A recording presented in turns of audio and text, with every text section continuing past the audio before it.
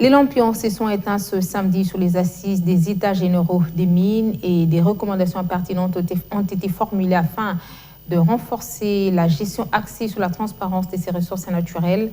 C'est pour permettre au gouvernement congolais de booster la croissance de ces secteurs et de relever les défis de la lutte contre la fraude minière. C'est sur une note satisfaisante que s'est clôturé cet atelier sur les états généraux du secteur minier congolais. Durant 3 jours, les acteurs clés de ces secteurs se sont apaisantis sur les stratégies à mettre en œuvre pour une bonne gestion axée sur la transparence des minéraux. Des panels ont été organisés durant ces assises pour permettre aux participants de réfléchir selon les différentes thématiques liées aux activités minières en RDC.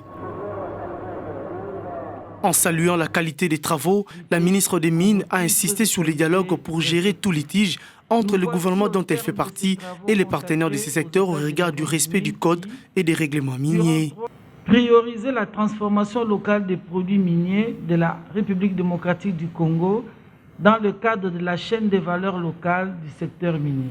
Mettre en place un cadre permanent de collaboration des parties prenantes pour la viabilisation des sites miniers artisanaux et sensibiliser les autorités locales à intégrer les actions retenues dans le cadre du cahier des charges dans le plan local de développement. Enfin, renforcer les capacités des agents publics de l'administration des mines.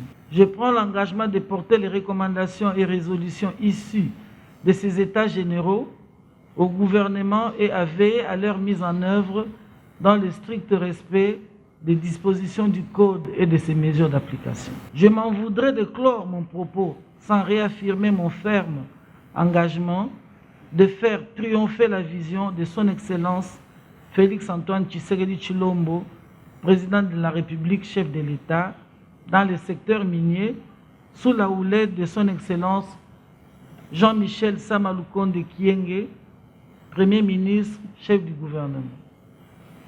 Avec un sentiment du devoir bien accompli, Antoinette Nsamba espère que désormais, ensemble, avec les acteurs clés, son ministère va relever bien des défis pour favoriser la traçabilité des minéraux et lutter davantage contre la fraude minière en RDC.